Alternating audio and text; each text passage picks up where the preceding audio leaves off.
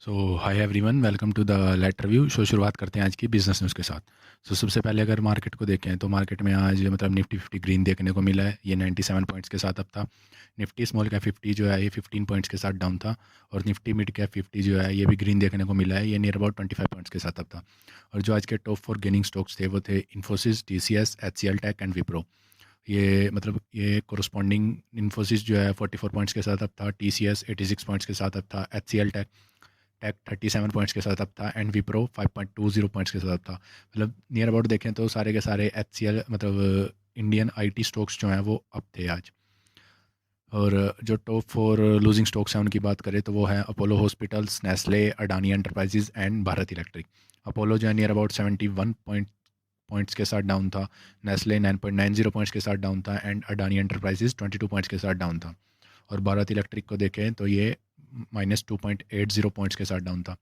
और ये जो है डाटा एज ऑन 25 अगस्त 2025 है। अब अगली न्यूज़ की बात करें तो वही अगली न्यूज़ है SBI की। अब मतलब SBI ने जो है कि इंडियन बैंकिंग एसोसिएशन के विया जो है मतलब ये RBI से रिक्वेस्ट करी है कि वो उन्हें परमिशन दे बैंक्स को कि भी वो फाइनेंस कर सके जो मर्जर और एक्विजिशंस होते हैं इनको। ठीक है, मतलब अगर एग्जिस्टिंग नॉर्म्स देखें तो कंपनीज जो हैं ये नॉन बैंकिंग फाइनेंस फर्म्स जो हैं उनके पास जाती हैं या बॉन्ड्स को इशू करती हैं एक्विजिशन की फाइनेंसिंग के लिए। ठीक है, क्योंकि अभी जो इंडियन बैंकिंग रेगुलेशंस हैं उनके अंडर बैंक्स जो हैं वो मतलब जो फंड्स को एलोकेट नहीं लैंड नहीं कर सकते जो मर्जर और एक्विजिशन होते हैं उनके लिए। ठीक है, अगर हम देखें अभी जो पब्लिक सेक्टर बैंक्स हैं, ठीक है, वो जो है स्ट्रॉन्ग प्रोफिटेबिलिटी शो कर रहे हैं। इसलिए SBI ने अर्ज किया था कि भाई RBI को कि जो ये अभी रेस्ट्रिक्शंस हैं इन्हें थोड़ा रिलैक्स किया जाए और जो बैंक्स हैं उन्हें अलाउ किया जाए कि वो फंड कर सकें इन मर्जर और एक्विजिशंस को। ताकि इससे क्या होगा, इससे मतलब सपोर्ट मिलेगा जो कॉर्पोरेट एक्सपेंशन है उसको। ठीक है, और अगर बैंक्स आएंगे फंड करने के लिए तो जो बर्डन है मतलब कैपिटल मार्केट्स के ऊपर, NBFCs के ऊपर, ये जो है ये रिड्यूस होगा और कंपनी स्ट्रेटेजिकली एक्सपेंड कर पाएंगी। और इससे इकोनॉमी में मतलब बूस्ट मिलेगा इकोनॉमिक ग्रोथ के अंदर। अब अगली न्यूज़ की बात करें तो भाई अगली न्यूज़ है ओयो की। ओयो जो है मतलब ये अपना जो ड्राफ्ट रेड हियरिंग प्रोस्पेक्टस होता है DRHP, ये नवंबर 2025 में फाइल करने वाला है। ये इनकी थर्ड अटैम्प्ट है ओयो की पब्लिक जाने की। इस बार ये जा रहे हैं अपनी इम्प्रूव्ड परफॉर्मेंस और बेटर मार्केट कंडीशंस के साथ। कंपनी जो है ये आई कर रही है valuation near about $7 to $8 billion के अराउंड। और इसका अगर हम देखें तो ये नियर अबाउट आता है नियर अबाउट ₹70 पर शेयर, जो कि इनका 25 to 30 टाइम्स है एबिटा के।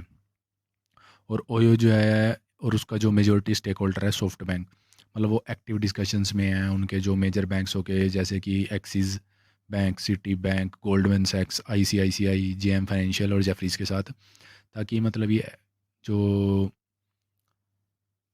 इन्वेस्टर्स हैं उनका सेंटिमेंट ले सके IPO से पहले। ठीक है, IPO मतलब ये। और ओयो की बात करें तो ये मतलब एक अपनी सेपरेट ऐप भी है, वो भी लॉन्च करने वाले हैं जो कि प्रीमियम होटल्स के लिए है। ये किस लिए कर रहे हैं, ताकि इनकी थोड़ी रीपोजिशनिंग कर सके खुद को। ठीक है, अब देखते हैं भाई ये कैसी रहती है ओयो की IPO, कितनी ग्रोथ देखने को मिलती है। अब अगली न्यूज़ की बात करें तो भाई अगली न्यूज़ है इंडसइंड बैंक को लेके। मतलब जो हमारे वीटरन बैंकर है राजीव आनंद, उनको जो है मैनेजिंग डायरेक्टर और CEO बना दिया गया है 3 साल के लिए इंडसइंड बैंक का। और ये अगस्त 2028 तक रहेंगे और ये RBI ने अप्रूव किया है।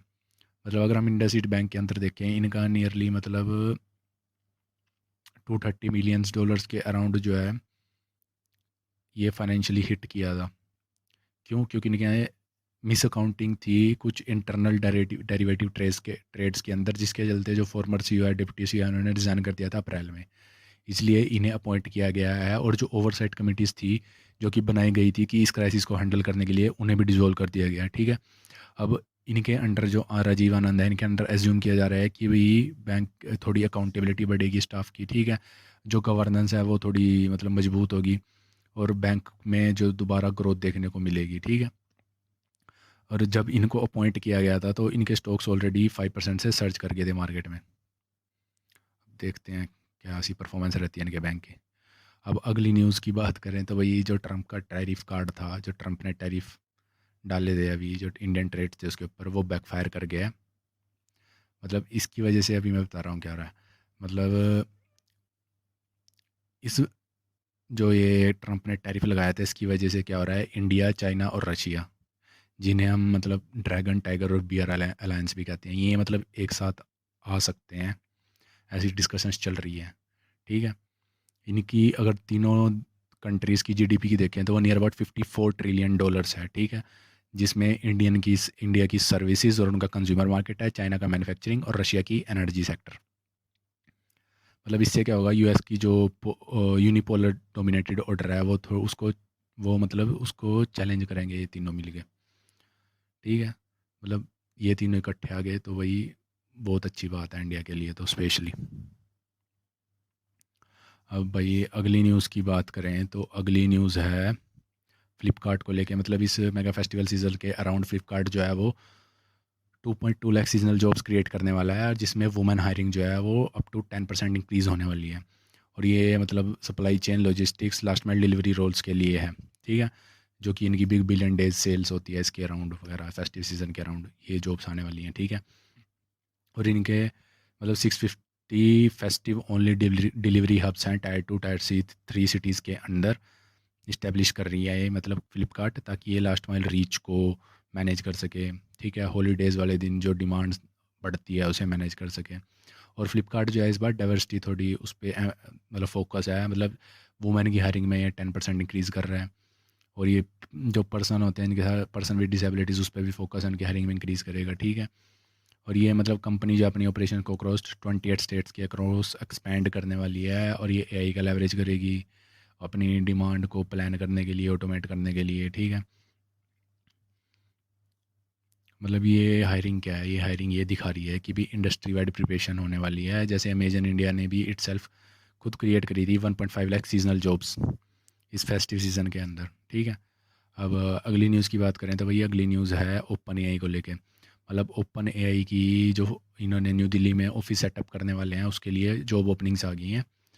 तो भाई अगर देख लेना, अब आगे मैं बताने वाला हूँ भी कौन कौन सी जॉब्स आने वाली हैं। So if any one is interested he or she can apply.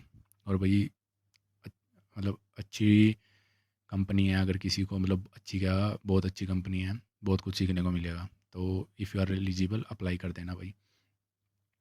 मतलब इसके अंदर मतलब बेसिकली अगर देखें जो इंडिया का ऑपरेशंस होने वाले हैं 3 मेजर पोजीशन के अंदर ये इन मतलब 3 पोजीशंस हैं जिसके अंदर ये इनकी जॉब्स निकली हैं, और वो अकाउंट डायरेक्टर लेवल है सिर्फ सेल्स डिपार्टमेंट के अंदर। और रोल्स कौन कौन से हैं इनका, एक तो है account director digital natives, account director large enterprise और अकाउंट डायरेक्टर स्ट्रेटेजिक्स।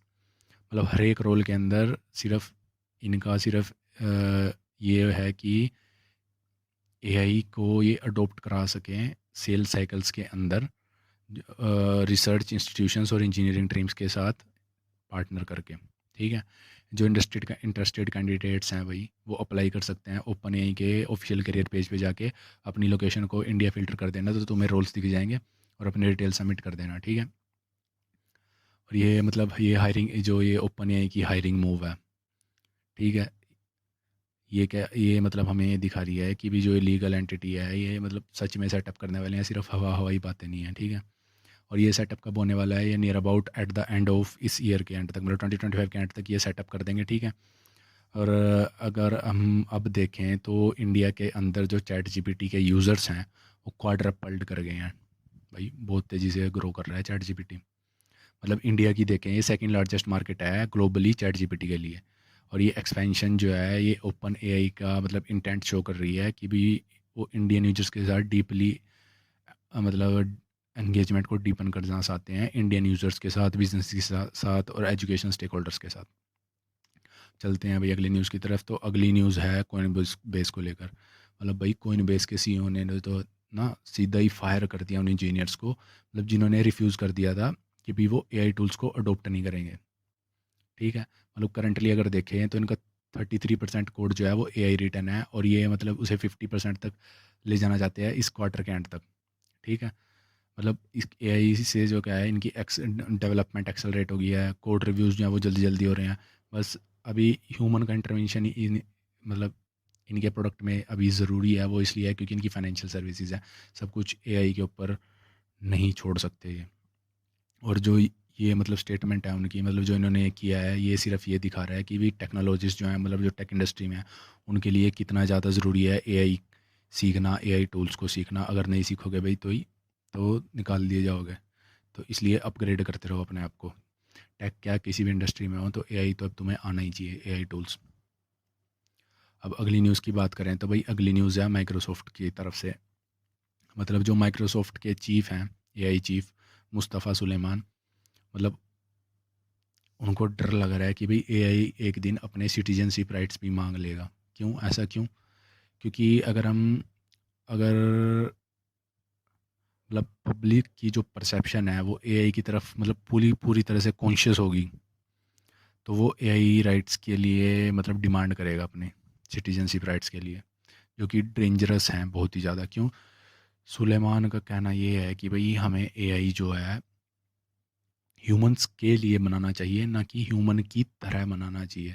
इसलिए उन्होंने डेवलपर्स और पॉलिसी मेकर्स को ये अर्ज किया है कि भाई ह्यूमन सेंट्रिक डिज़ाइन को प्रायोरिटाइज करो rather than creating life like AI. और अभी यही चल रहा है कि एआई को लाइफ लाइक ही बनाया जा रहा है, इसलिए तो हर कोई डरा हुआ है।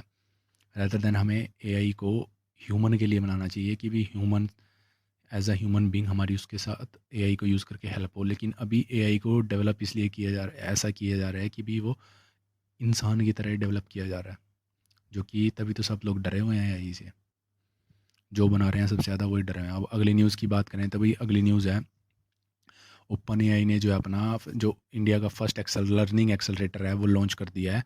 और ठीक है, मतलब ये क्या है, ये एक एजुकेशनल प्रोग्राम है जो कि मतलब जिसके अंदर ये एक्सपैंड करेंगे एआई टूल्स का एक्सेस अमंग इंडियन टीचर्स और स्टूडेंट्स के। ठीक है, और इसके अंदर ये नियर अबाउट 5 लाख से ज़्यादा फ्री चैट जीपीटी लाइसेंसेस को देंगे in a time frame of 6 months, जिसके अंदर ये एजुकेटर्स स्टूडेंट्स को जो गवर्नमेंट स्कूल्स के अंदर हैं और एआईसीटीई इंस्टीट्यूट्स और राइज एफिलेटेड स्कूल्स को टारगेट कर रहे हैं। ठीक है, ओपन एआई ने ऑलरेडी प्रोवाइड कर दिया है 4.5 करोड़ अप्रोक्सीमेटली $5 लाख रिसर्च की ग्रांट टू आईआईटी मद्रास एक लॉन्ग टर्म स्टडी के लिए कि कैसे एआई टूल्स जो है इंप्रूव कर सकते हैं लर्निंग आउटकम्स को, टीचिंग मेथड्स को।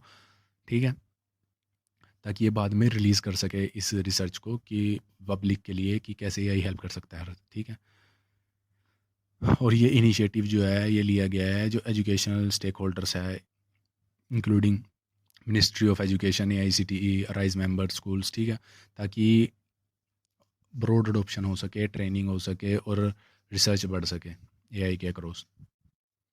और ये ओपन एआई की सबसे लार्जेस्ट इन्वेस्टमेंट है इंडियन एजुकेशन सेक्टर में। तो वो क्या डिस्क्राइब कर रहे हैं ओपन एआई कि भी इंडिया जो है एक लाइट हाउस है ग्लोबल एजुकेशन स्ट्रेटजी के अंदर। अब ये मतलब एआई टूल्स को पूरे इंडिया में मतलब एक्सेस कराना चाहते हैं कि हर कोई यूज़ कर पाए।